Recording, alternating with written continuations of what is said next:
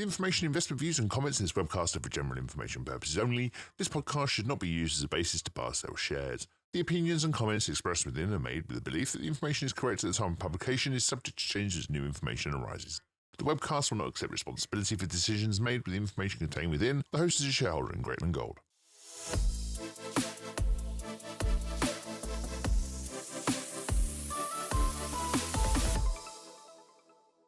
Hello and welcome to this GGP Helps the Board interviews. My name is Liam and today I'm pleased to be presenting another quarterly catch-up for you. Joining me from the Greatland Board is Shaun, Managing Director. Welcome to the show, Shaun. Hi Liam, and thanks very much for having me on. I really appreciate it. Not a problem at all. I always like to start interviews with some kind of icebreaker. And today, I wondered if you and the team had to get a company box for some corporate networking at a local sporting event. What team would you take everybody to go and see? I think it would be the Australian cricket team right now. You've hit me up in cricket season. I think that might be the first one. I could get really expansive and start thinking about the Champions League or something in Europe, but that might be beyond our budget. So I think right now we're probably the Australian cricket team here at home. Okay. So for those of you who do not know, Greatland Gold is a leading mining development and exploration company focused on precious and base metals. The company's flagship asset is the world-class Havieron gold copper deposit in the Paterson region of Western Australia, discovered by Greatland and presently under development in a joint venture with Newcrest Mining. We've so much to get through today, Shaun, that I'm just going to get straight into this. The 6 rigs are still continuing to spin and have returned results that show there is a link between the eastern and northern breccias. Would you like to comment on the latest exploration report from the 29th of October? Yeah, sure, Liam. Look, I think again another really good set of drill results, but I think the real takeaway is the compounding impact of a year of positive drilling. Because remember, the last resource update had a drill cutoff of November 2021, so literally 12 months ago now.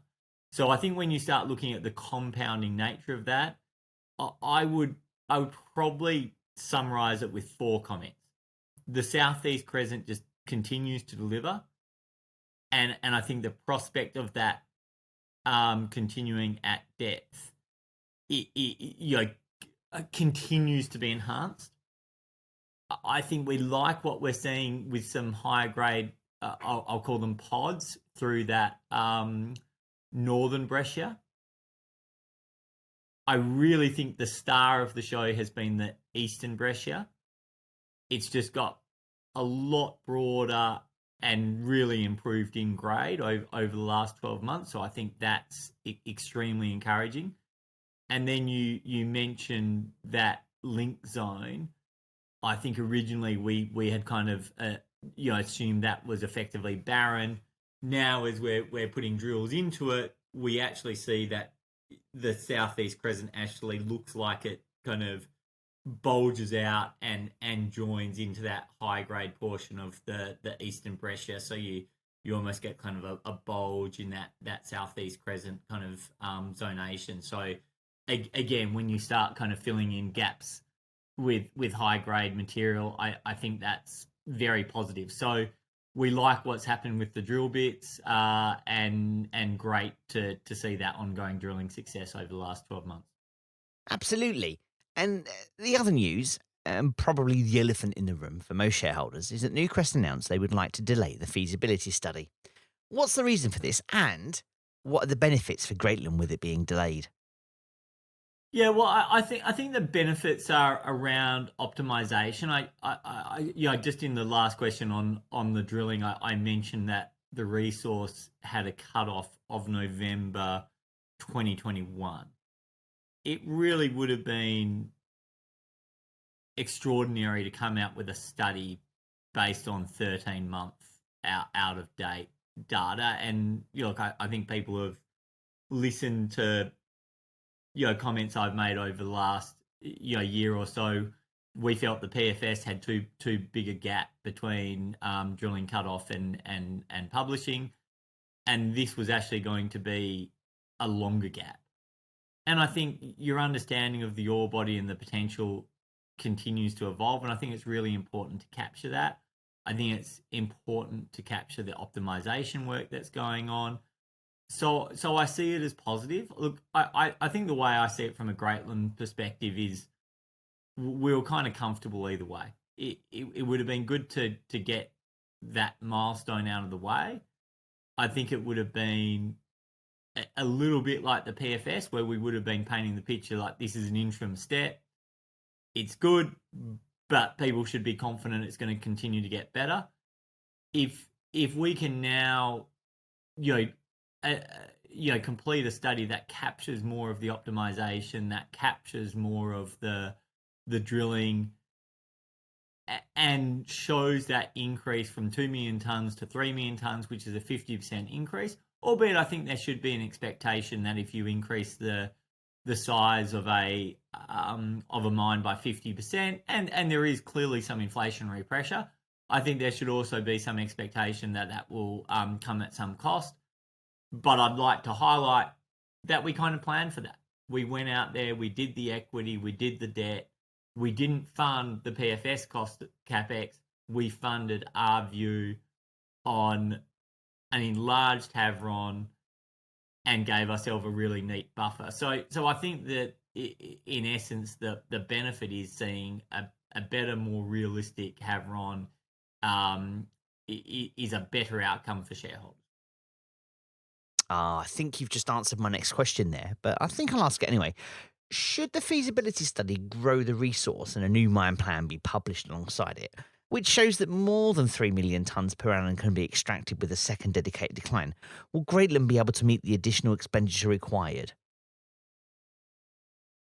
So there's actually three parts to that question. So to start with, we have a high degree of confidence that we would expect a meaningful increase in the resource.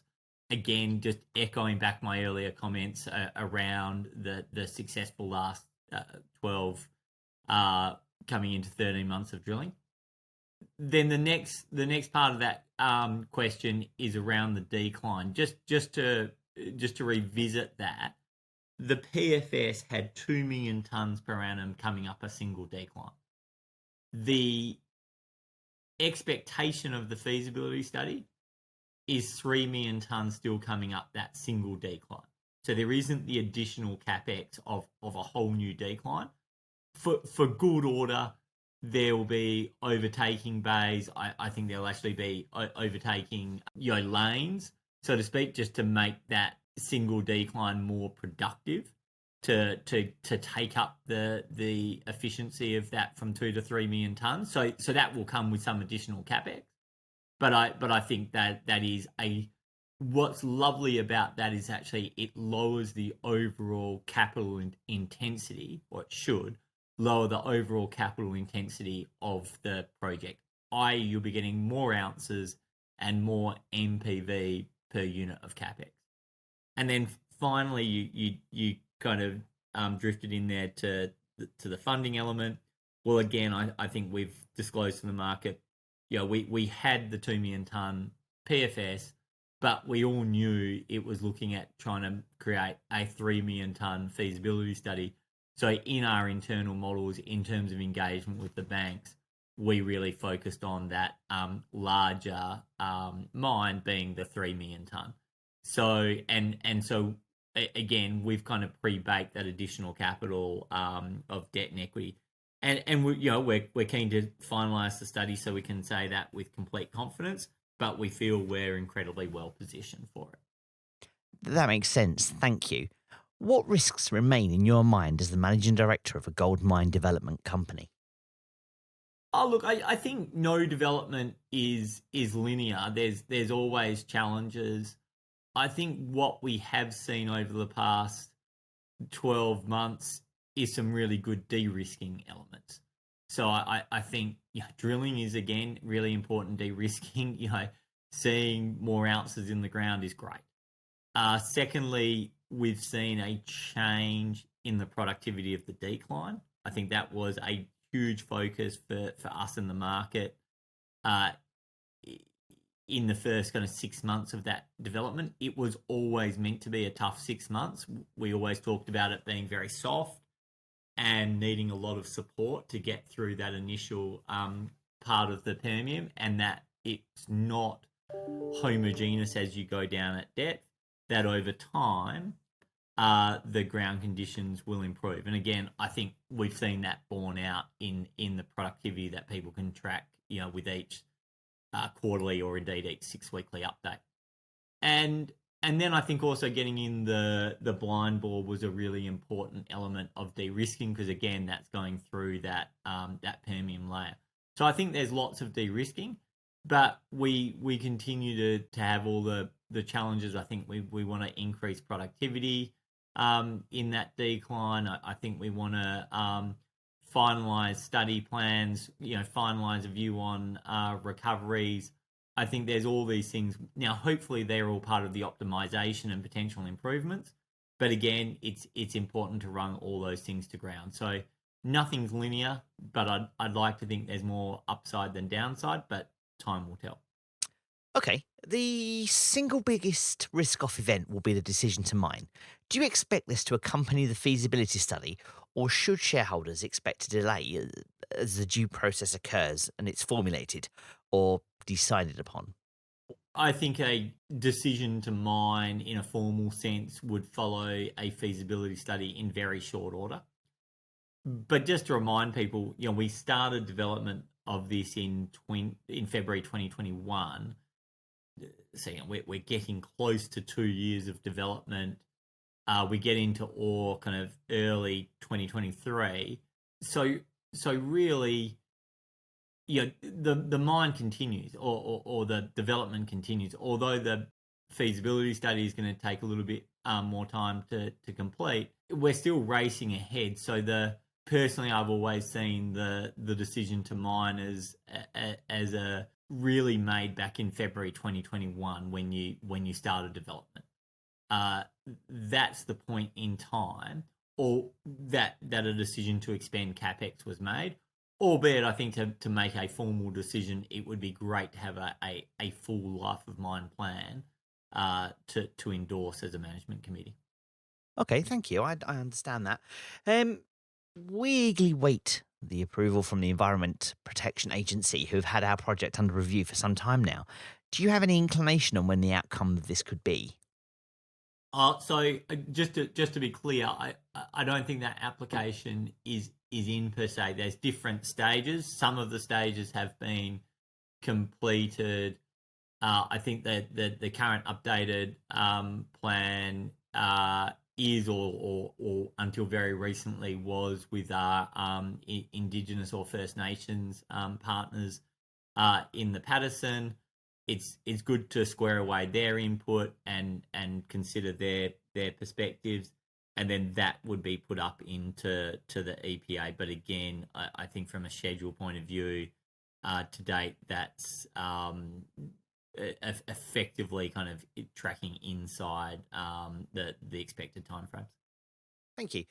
I'm not sure if you're aware of this, Shaun, but you've become known by a lot of your shareholders as quite the chess player. You've surprised us with some real curveballs through the last quarter, notably the changes at a corporate level. How do you go about signing 3 heavy hitters like James Wilson, Mark Barnabat and Elizabeth Gaines to a small and largely unknown company in Australia like Greatland?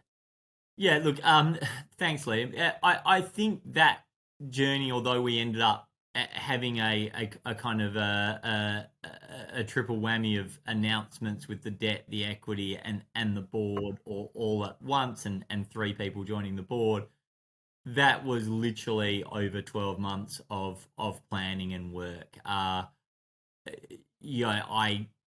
sat down with a recruitment agent, in fact, the same recruitment agent that we brought in, Paul Hallam, who's been another tremendous addition to the board, and the first director kind of I brought onto the board during my turn as custodian of Greatland as managing director. Paul has been a fantastic addition. I then sat down with the recruitment agent and really kind of wrote down a list of people I think would be remarkable to bring onto our board. Mark Barnabar was actually top of that list. I think I literally had a coffee with him on the 1st of September 2021. So it was a slow burn, Liam. But I think how I approached that was I painted a picture that this is going to be their entrepreneurial outlet. So they are, all of the three we brought in sit on some, larger boards and have a history with larger companies from Fortescues and BHPs and more prestigious entities than Greatland, not to detract from Greatland in any way, shape or form, but we're obviously at a different scale and level of market profile to a BHP or Reserve Bank of Australia. But I think what I could offer is this real engagement and entrepreneurial engagement to say this is a platform that we want to build. We have brought in a tremendous group of people. We have a world-class asset and a platform that potentially can grow into something special. And that was really my pitch to them, that this is something that I want you to be engaged in. I want you to roll up the sleeves. We want to get your corporate and strategic input. We want to leverage the Rolodex of contacts that you all have. And I think that is a pretty exciting prospect, not just for them, but for all of us as shareholders and in Greatland.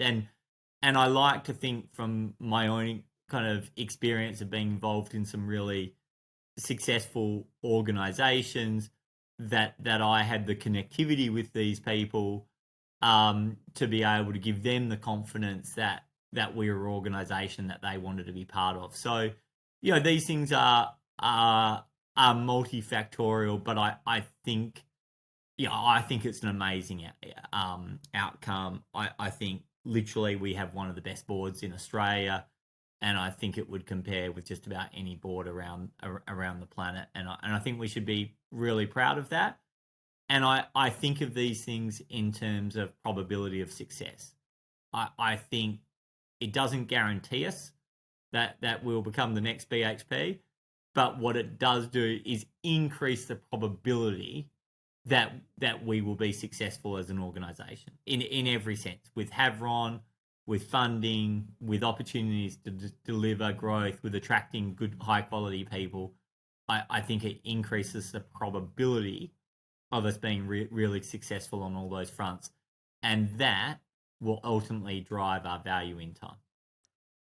Absolutely. And along with the new board members, you've also announced a series of funding packages and new shareholders, which have added a significant amount of money to our bank account and secured the path to a large debt facility with some of the world's leading banks. Can you talk about how this all came to fruition? Well, again, none of these are short processes. We literally kicked off our banking in January 2022, but also had warm banks up prior to that and engaged with them. But in a formal sense, we ran a process at really, I think we announced it in September. So that was, again, it was kind of 9 months to be an overnight success. So and I think we also did the equity raise before that, which was led by, or cornerstoned by, Tribeca. I think the success of that raising and demonstrating institutional attraction to our stock gave everyone a lot of confidence. That, I know you asked about the debt, but I'm going to jump across to the strategic equity that Wyloo brought in. Again, I think having a successful institutional raise by a number of really respected funds, headlined by Tribeca. Again, success breeds success. I think that gave Wyloo confidence. They understood their ore body, that they are a resource-focused house. So they do have their own in-house expertise. They like the ore body. I knew some of them from previous roles, which I think they took some confidence from that. And then we're able to bring that together by saying, look, we've been able to raise this equity, but if you guys come in, I think that holds a lot of additional advantage to us. And then to dovetail that back to the debt, not only were we, running a debt process, but also we were able to describe to the banks that we intend to bring in, some really high profile, governance focused and credible directors. I think that gave them a lot of confidence, and we're able to deal with the equity. What I wanted to avoid was announcing a debt piece with an equity shortfall and creating a moment of vulnerability. Because if people see an equity shortfall and they anticipate an equity raise, that is typically associated with a decrease in the share price, as people expect you to have to go out and raise equity at a discount. Now, I think because there is a clear and present danger of a takeover, that wasn't a position I wanted to put the company in.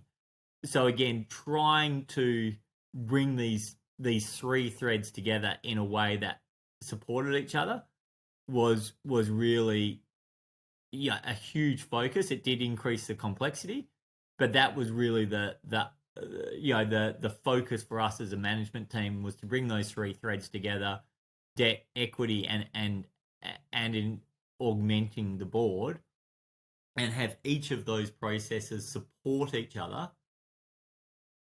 and make the other two more likely to complete. And I think we self-evidently we achieved that, and I think it was a great credit and really important that people understand it's nice for me to stand up the front and maybe take the lion's share of the credit, but make no mistake, all these things are built up from first principles with a team beneath me that we invested in 2021 and gave ourselves the core competencies and the bandwidth which allowed us to deliver that. Banks want to do technical due diligence. They need to be able to work through the resource. They need to be able to work through the mine plan. They need to see health and safety.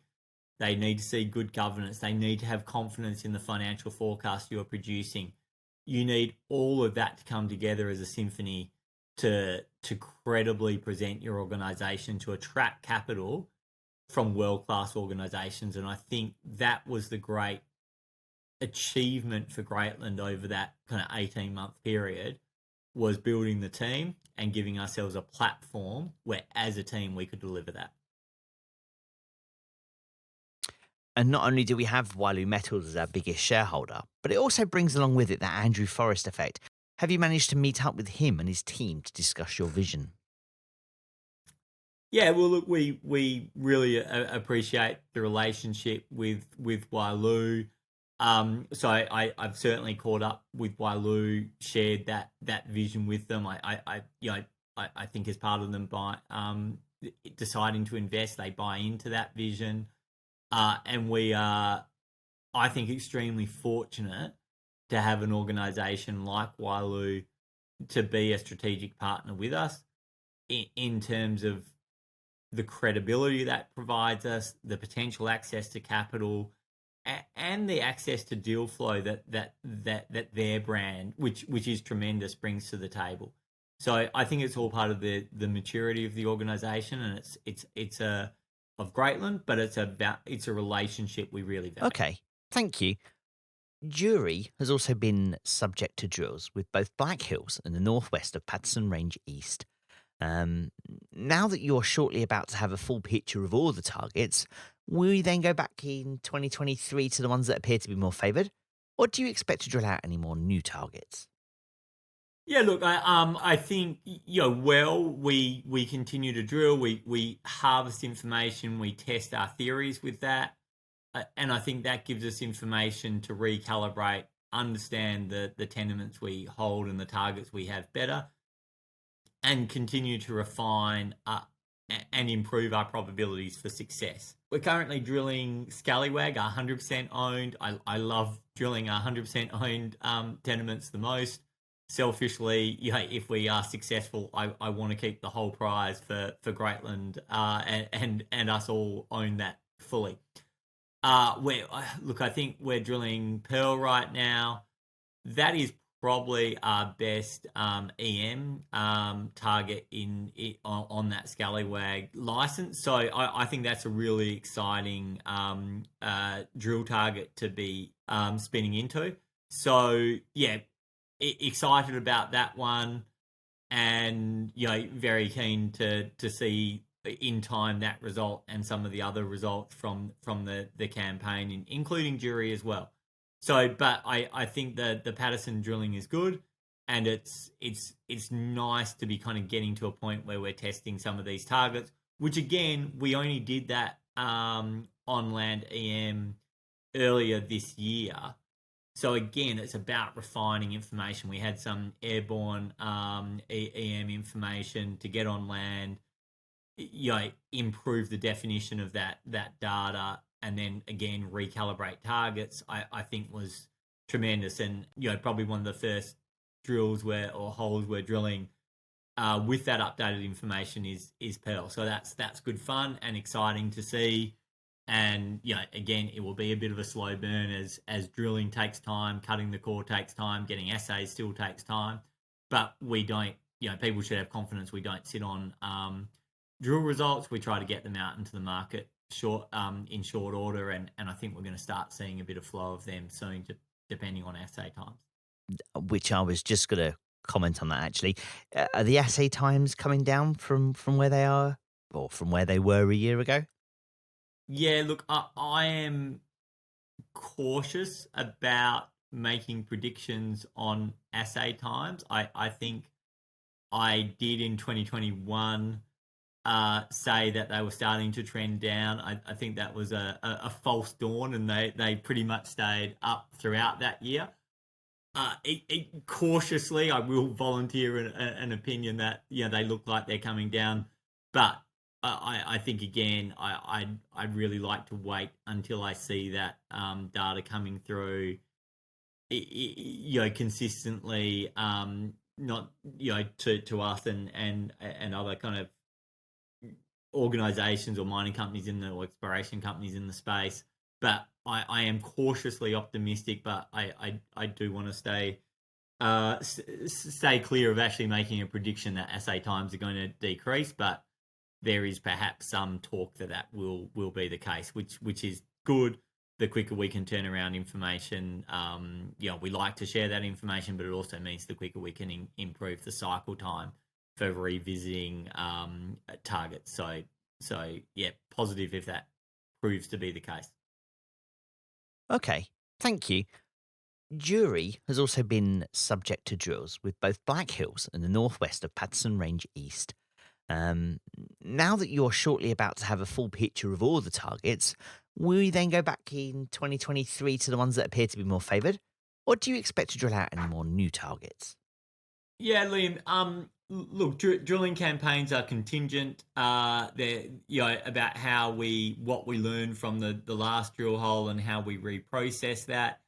But I'm actually, I think I've described before to shareholders the way we think about exploration drilling.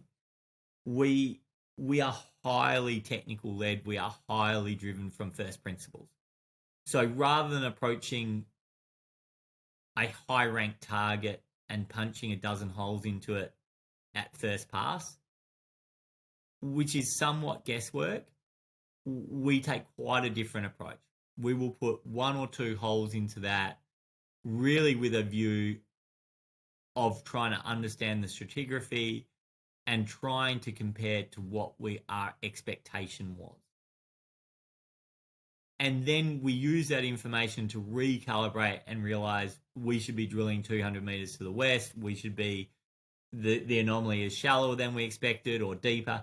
But what our guiding principle is, we try to explain the anomaly we're trying to test. We like to have a conclusion, and we don't want to drill something and go, oh, look, doesn't quite measure up, but we don't know what's there. Let's just move on. We like to actually run these things to ground, and each time we'll re-rank them and and change the sequence. But that's how we think about drilling. So, and now we're more funded. I'd like to see a little bit of additional or accelerated drilling activity in 2023. But it is this very technical approach. We think that does three things.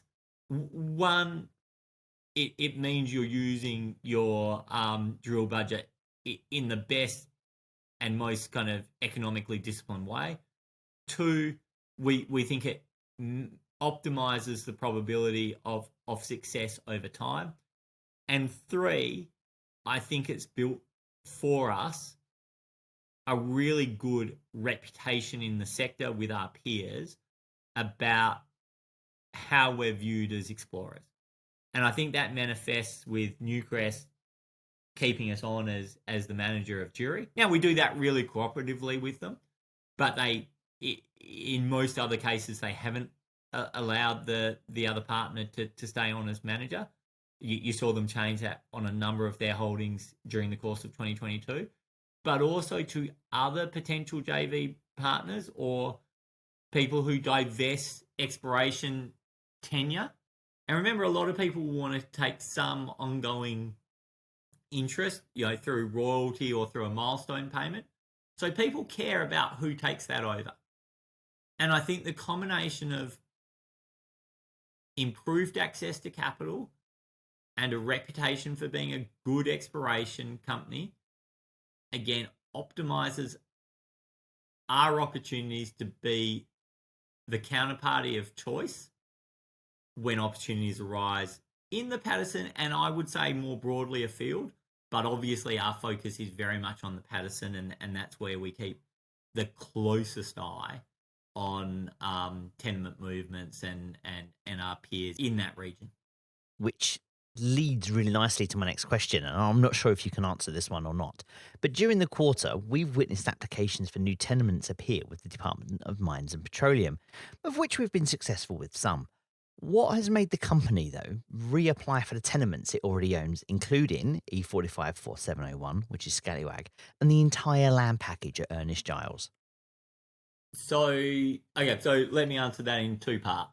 So, look, as a matter of course, when tenements become available, we will often put in applications if we feel it's in a prospective area. And the way it works in Australia is at some point you do have to relinquish, or there's minimum spends that increase, but there is a use it or lose it philosophy overall within the land holding arrangements here in Australia, which are world leading and I think are tremendous. So that's why packages become available. They typically become a lottery. You win some, you lose some. But we do have an interest in improving and enhancing our footprint when the opportunity arises. The next part of your question was around why have you put in some additional applications over existing tenure? Well, that's just because there was an interesting case where someone did overturn a tenure. And the department has said, we're uncomfortable with that lack of certainty. We are going to go and fix it. And again, I think one of the hallmarks of Australian, but specifically West Australian, is the rule of law, the transparency of the holding system, the certainty of tenure. So it's something that's really important to the government to ensure and maintain. So we have perfect confidence about that. But look, applications cost, literally a couple of $100. We just felt it was prudent, whilst the government's working through there, just to make sure that we not only did we hold them, but we were first in line if ever that tenure was revisited. So it's probably a belts and braces approach, but we felt prudent just to make sure that we that we were fully covered. And as often happens when you get legal advice, it's conservative and designed to ensure you minimise any risk of loss. I think the takeaway message here is that it was probably unnecessary, but prudent to take a belts and braces approach. Almost like an insurance policy. Well, it's almost an insurance policy on an insurance policy, so it really is probably an unnecessary step. As I said, good to have nonetheless. It really is. Speaking of Ernest Giles, congratulations to you and the team on being awarded the funding for the Exploration Investment Scheme, which will save the company about 220,000 Australian dollars. This is as it commences exploring meadows next year. We've seen this be the site of the drills in the past. Have you and the team any idea how next year's exploration program will go and what it looks like? So yes, and thank you. Look, we're again great credit to the team to have put together a paper, and again it's quite a technical process to demonstrate the merits of the target. So we're really delighted, and thank you to the WA government for supporting that. I think it's a great program to encourage investment in exploration. I'll just kind of might mention that the drilling to date there was all very shallow. My understanding is just RC drilling didn't even really get into the sequence, so it's really unexplored. Although we have in keeping with my comments before, we have some understanding of the stratigraphy there, which is great. But the geophysics and geochem up there really tell us that's a brilliant place to have a look at. So we're excited. Just a reminder, we still need to get to solve the puzzle of access with the First Nations. That progresses well, but we are respectful of their timeframes and will work with them. But to be open with you, we really want to now. I think there's, as you described, there's 220,000 reasons why we'd really like to get the drill rig, spinning there in calendar 2023. That was always our intent anyway, but it puts a little bit more onus on us to make sure we do that. We'd love to get that solved tomorrow. We love the target. It's the equivalent of of what we have in the Paterson in terms of the probability and the size of the prize. We think are great. So watch that space, and we'd love to kind of deploy a team there and a rig there next year.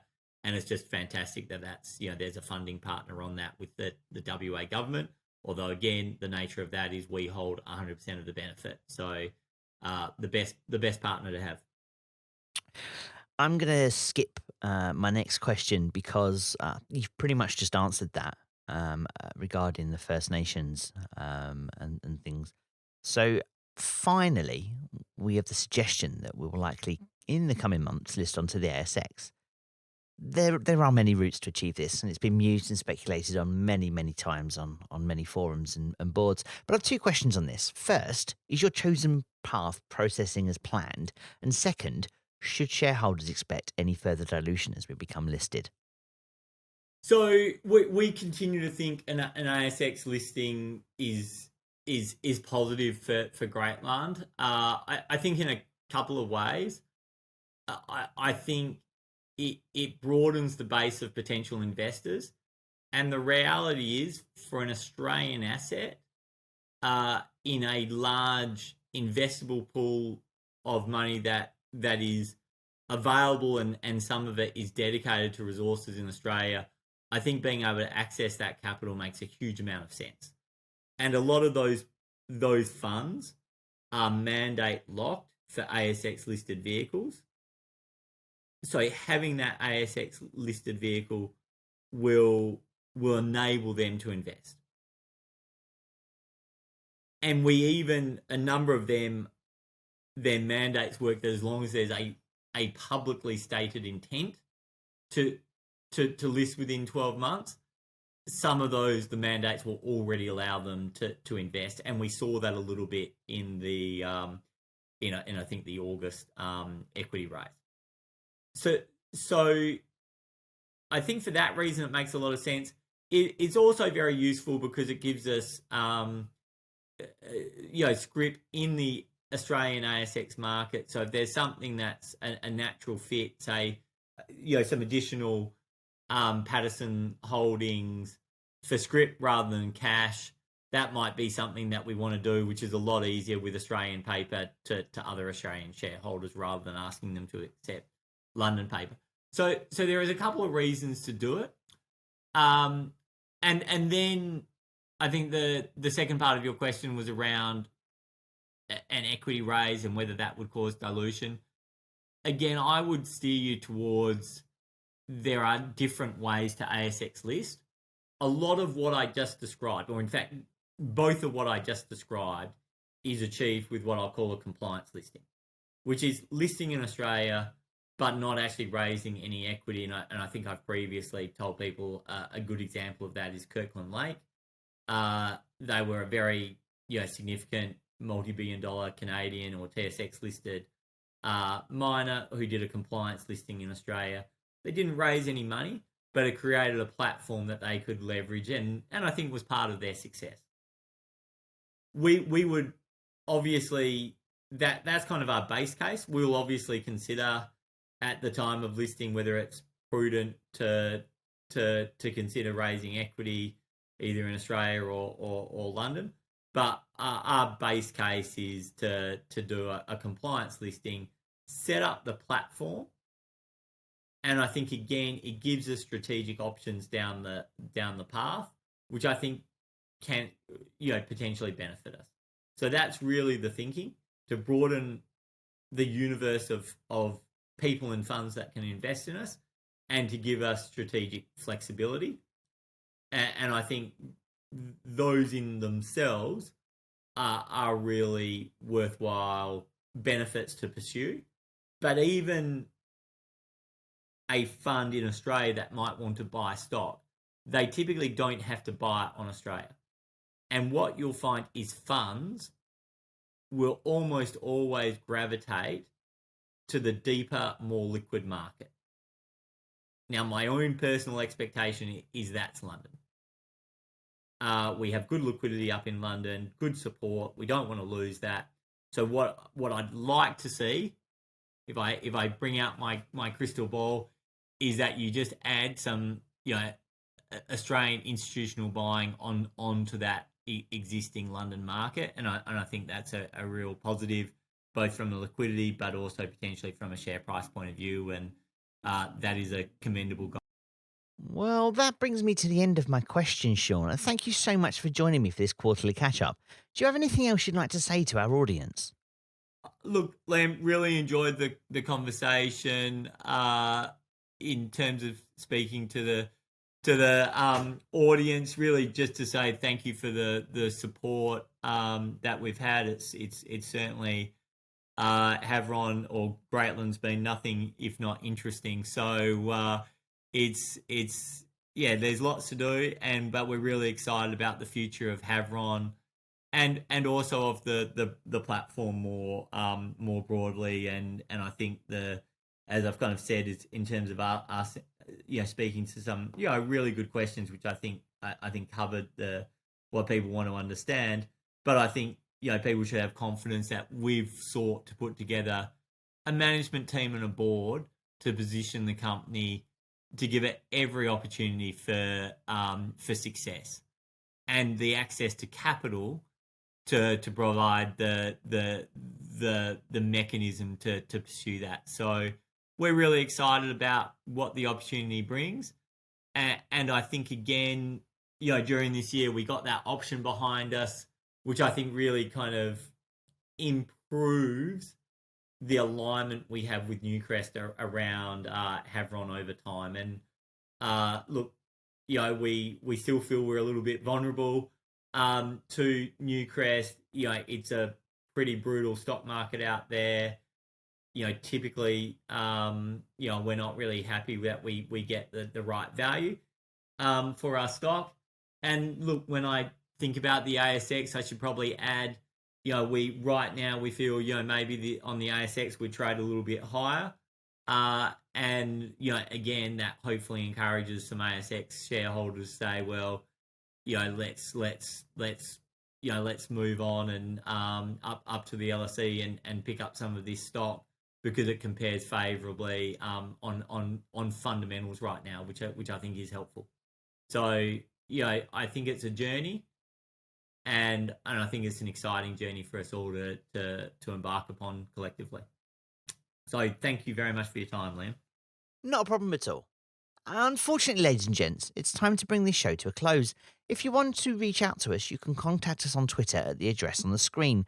You should also really subscribe to this channel so you do not miss any more of these. We really hope you enjoyed it. Hit that thumbs up if you did, just like I did my microphone, and we really hope to see you again soon.